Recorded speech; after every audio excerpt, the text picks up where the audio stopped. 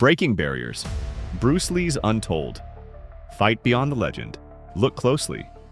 Beyond the blinding speed, the impossible power, the electrifying charisma, look deeper. Beyond the legend, there was a man waging a war, not just against opponents on screen or even in the dojo. Bruce Lee fought a different kind of battle, a relentless fight against the invisible walls of tradition, prejudice, and limitation. Born Lee Junfan in San Francisco, raised in Hong Kong, he was a bridge between worlds from the start. He learned Wing Chun, a traditional martial art, steeped in history and rules. But within him, a fire burned, a spirit that questioned, that refused to be confined. Why must art be rigid? Why must knowledge be hoarded, kept secret, divided by race? America in the 1960s. A land of opportunity, but also a land of deep-seated prejudice. For a young Chinese immigrant, the path was far from smooth. He opened his schools, sharing his knowledge. But even within the martial arts community, the walls stood tall. Tradition dictated Kung Fu was for the Chinese and only the Chinese. To teach outsiders was betrayal. He was challenged, not just physically, but philosophically. The establishment demanded loyalty to dogma, to ancient forms, to racial lines. Bruce saw things differently. He saw inefficiency in rigid styles. He saw limitation where there should be freedom. That confrontation, that clash, wasn't just about victory or defeat. It was about the right to evolve, the right to share, the right to break free. It forged his resolve.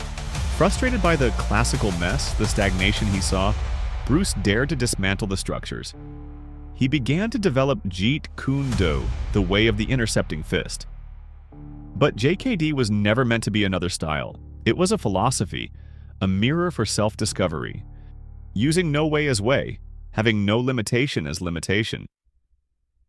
Absorb what is useful, discard what is useless, add what is uniquely your own. It was a radical departure, a call for liberation, not just of the body, but of the mind. He taught anyone willing to learn, black, white, Hispanic, Filipino, shattering the racial barriers that had stood for centuries. He wasn't just teaching punches and kicks, he was teaching self-expression. But the fight extended beyond the martial arts world. Hollywood had its own walls, its own rigid stereotypes for Asian faces. They were servants, villains, caricatures, rarely the hero. Bruce landed the role of Kato in The Green Hornet. He stole the show with his electrifying presence, but he was still the sidekick. He pitched ideas, showcasing authentic Chinese culture and martial arts, but the doors remained largely closed. They couldn't see past the stereotypes. Frustrated but undeterred, he returned to Hong Kong. And there, he exploded. The big boss. Fist of Fury. He wasn't just an actor, he was a force of nature, portraying strong, proud Chinese heroes fighting injustice.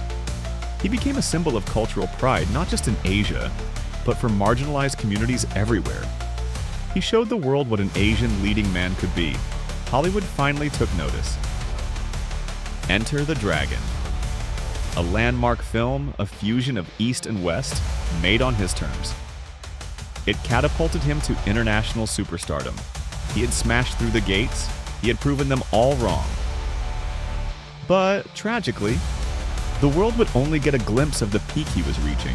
Bruce Lee left us far too soon, at the height of his power. But his fight didn't end with his life. His legacy is etched not just in cinema history, but in the very fabric of martial arts and popular culture. He revolutionized combat sports, paving the way for mixed martial arts. He kicked down the doors for generations of Asian actors in Hollywood. More than that, his philosophy, "Be water, my friend," continues to inspire millions. To be adaptable, resilient, formless. To break free from mental cages, to express oneself honestly, to challenge the limitations imposed by others or by ourselves. Bruce Lee's battle was never just about tradition. It was about liberation. His fire ignited a spark in countless souls, urging them to question, to adapt, to grow, to break their own barriers. His legacy isn't just a collection of films or a fighting style, it's an ongoing call to unleash the dragon within.